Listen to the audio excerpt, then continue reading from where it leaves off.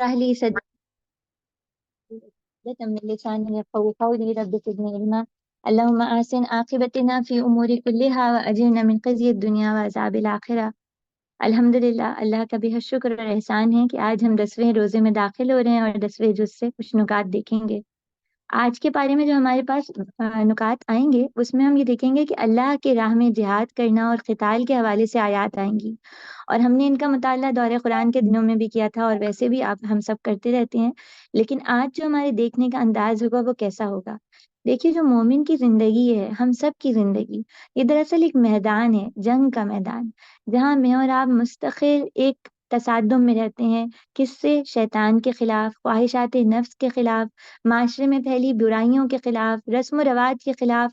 सब एक तरफ बुलाते हैं और अल्लाह और उसके रसूल सल्लल्लाहु अलैहि वसल्लम हक की तरफ और सिरात मुस्तकीम की तरफ बुलाते हैं।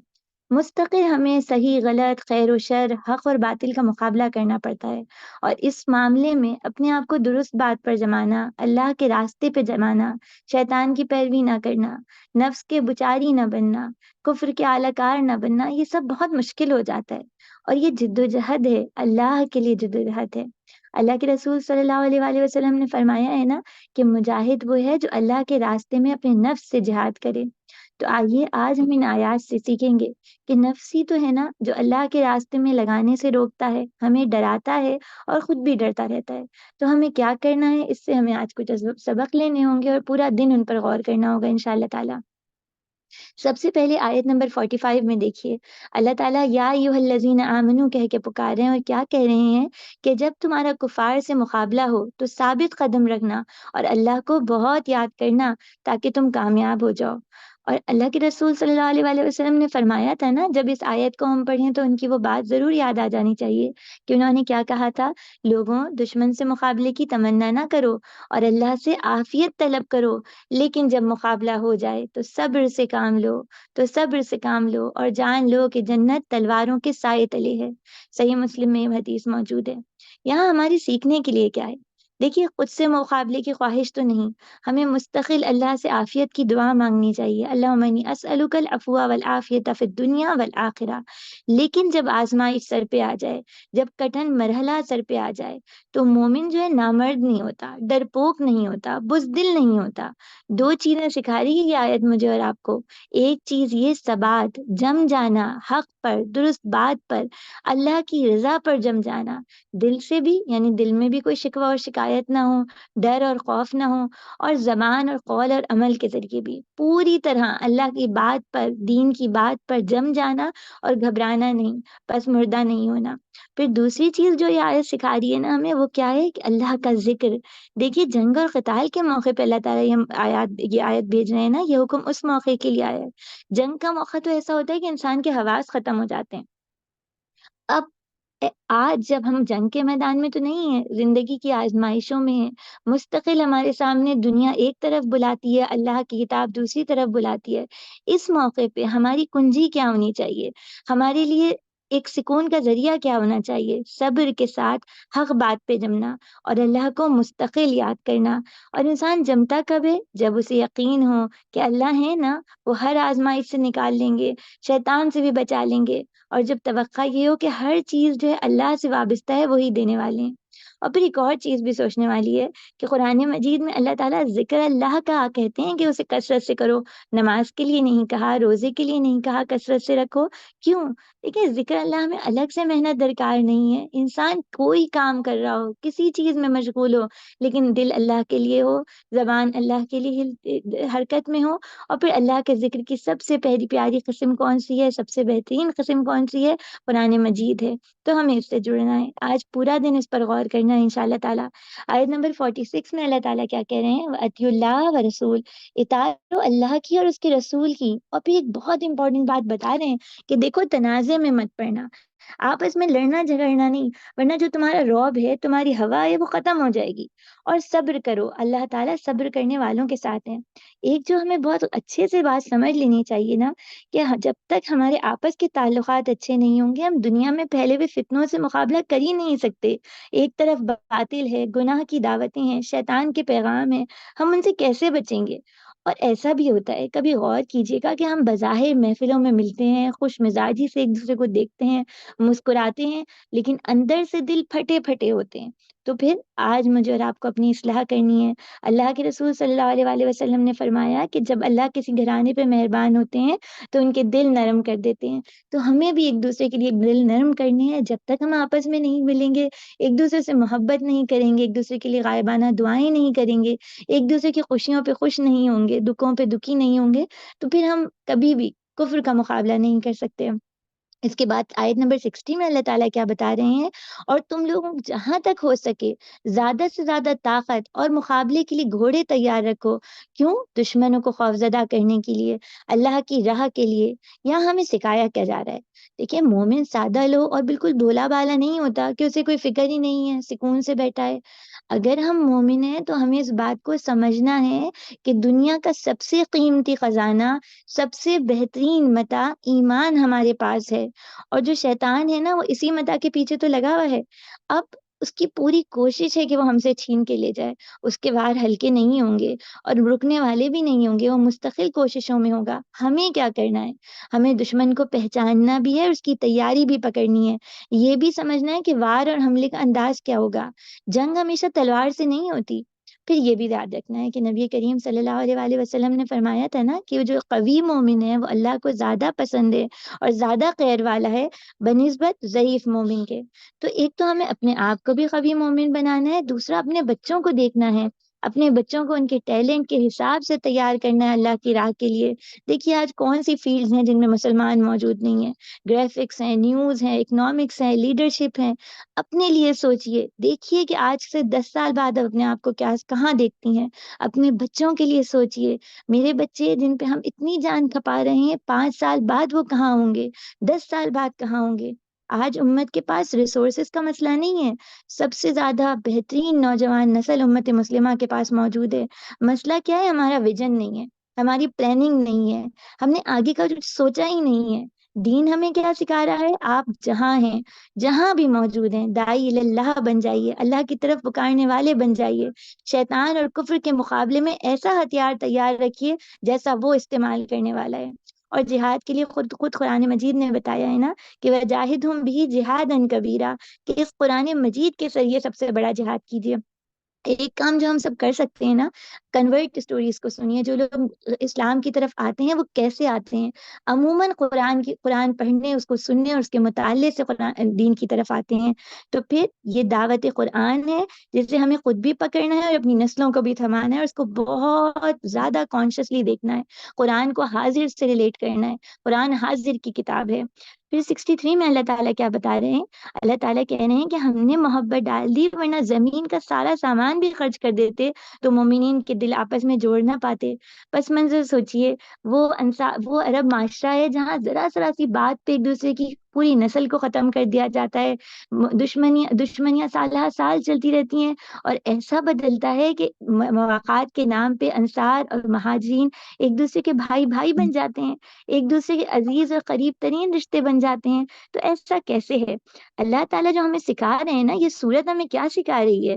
یہ بتا رہی ہے کہ اگر ہم جذب واحد نہ بنے، وہی بات کہ ہمارے درد مشترک نہیں ہوئے، ہماری خوشیاں سانجھی نہیں ہوئی، ہم ایک دوسرے کے لیے دھڑکنے تڑپنے والے نہ ہوئے، تو کفر اور شیطان کے وار سے کیسے بچیں گے؟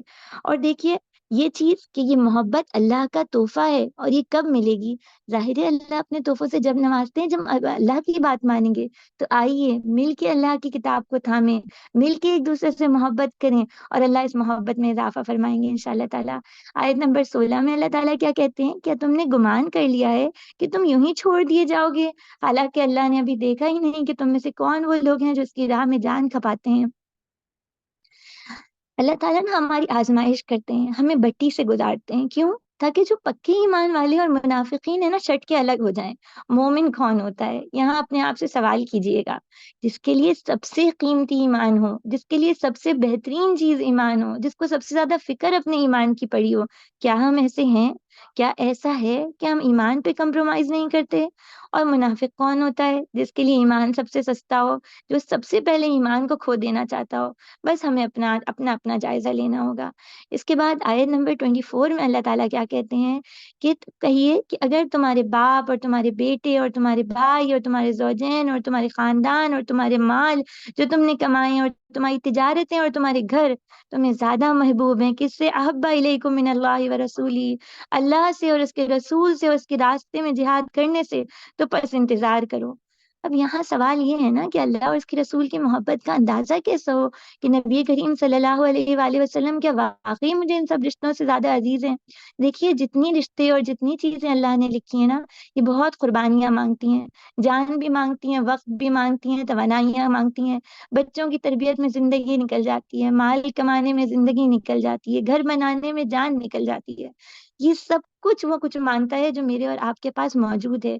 کیا ہم جس طرح ان جگہوں پر لگاتے اور کھپاتے ہیں اور کھپتے ہیں، کیا اللہ کی راہ میں بھی ایسے کھپتے ہیں؟ کیا اللہ کو راضی کرنے کے لیے بھی ایسے لگتے ہیں؟ بس یہی پیمانہ ہے۔ پھر دیکھیے اللہ کے رسول صلی اللہ علیہ وآلہ وسلم کیا فرماتے ہیں کہ جس نے اللہ کے لیے محبت کی اور اللہ کے لیے بغض رکھا اور اللہ کے لیے عطا کیا اور اللہ کے لیے منع کیا، تو بس اس کا ایمان مکمل کر لیا، تو بس ہم اللہ کے لیے بن جائیں۔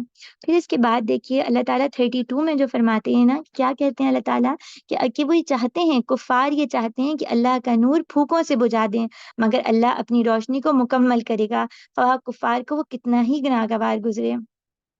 حضرت تمیم الداری سے ایک حدیث روایت ہوتی ہے، وہ فرماتے ہیں مسند احمد میں کہ دین ہر اس جگہ تک پہنچے گا جہاں دن اور رات کا چکر چلتا ہے، اور اللہ کوئی کچا گھر پکا گھر بھی ایسا نہ چھوڑیں گے جہاں دین داخل نہ ہو، خواہ اسے عزت کے ساتھ قبول کیا جائے یا اسے رد کر دیا جائے۔ عزت وہ ہوگی جو اللہ اسلام کے ذریعے عطا فرمائیں گے، اور ذلت وہ ہوگی جس سے اللہ کفر کو ذلیل کر دیں گے۔ دیکھیے ہم ہر اس جگہ انویسٹ کرتے ہیں جہاں فائدے کی کچھ امید ہو۔ اس آیت سے ہمیں کیا پتہ چلتا ہے؟ اللہ تو اپنے نور کو مکمل کر دیں گے، اسلام غالب آئے گا، کفر پسپا ہو جائے گا، اور اس کے بعد ایسا نہ ہو کہ ہم افسوس سے کھڑے ہوں کہ کاش ہم بھی یہاں کچھ لگا دیتے، کچھ مال، کچھ جان، کچھ توانائی، کچھ وقت، کچھ تو لگا دیتے نا۔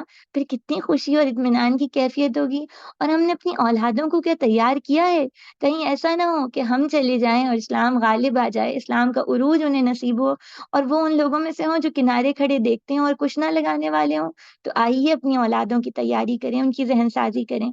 پھر اللہ تعالیٰ آیت نمبر 40 میں کیا کہہ رہے ہیں؟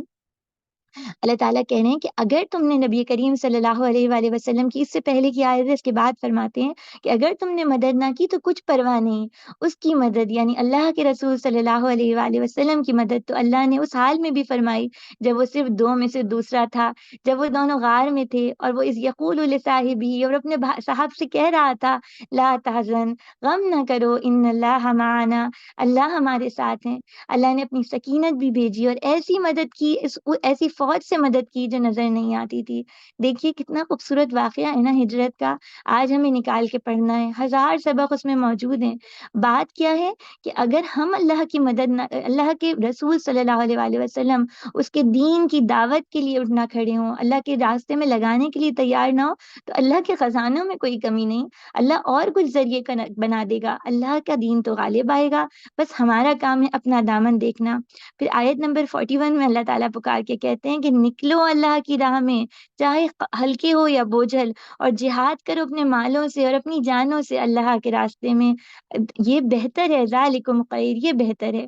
پھر اسی طرح منافقین کا احوال بھی اس صورت میں آئے گا۔ آیت نمبر 41 میں دیکھیے، بہت خطرناک دل دہلانے والی آیات ہیں۔ اللہ تعالیٰ کیا کہہ رہے ہیں؟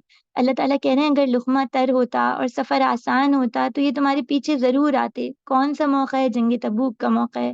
نبی کریم صلی اللہ علیہ وآلہ وسلم تیاری کے ساتھ جا رہے ہیں، سخت مشکل کا سفر ہے، اور اس سفر میں پیچھے رہنے والے کون ہیں؟ یہ وہ ہیں جن کو ان کو یہ امید ہی نہیں تھی کہ کچھ کامیابی ہوگی یا کچھ خیر ملے گی۔ تو یہ وہ لوگ ہیں جو اگر سہولتیں ہوں، کمفرٹ زون ہو، تو دین کے لیے کچھ لگاتے ہیں، جہاں فائدے کی امید ہو، یہ منافقین ہیں۔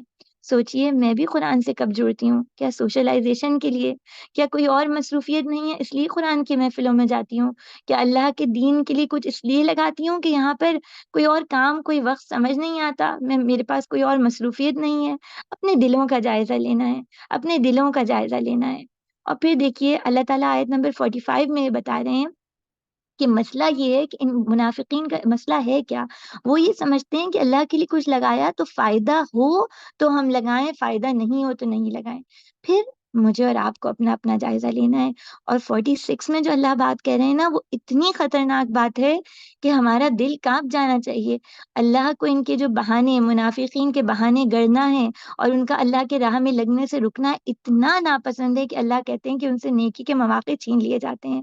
کہیں میرے ساتھ بھی تو ایسا نہیں ہوتا کہ نیکی کا چانس بار بار ہم نے مس کر دیا، اسے دیکھا اور اگنور کر دیا، تو آج آنکھ کا نور ایسا چھنا ہے کہ نیکی سامنے ہے، چانس ہے، موقع ہے، لیکن کبھی سستی کی بنا پر، کبھی کوئی عذر بہانے تراش کے ہم پیچھے رہ جاتے ہیں۔ بس اپنا اپنا جائزہ لینا ہے، کیا واقعی ہمارے ساتھ ایسا ہو تو نہیں کیا؟ ہمت پست تو نہیں ہو گئی؟ بس عذر گھڑتے ہی تو نہیں رہ گئے؟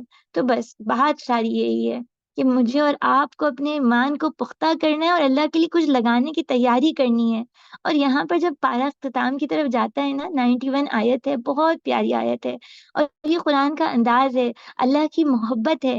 کیا ہے اس آیت میں؟ اللہ کہتے ہیں کمزوروں اور بیماروں اور ان لوگوں پر کوئی پکڑ نہیں جو خرچ کرنے کی استطاعت نہ رکھتے ہوں۔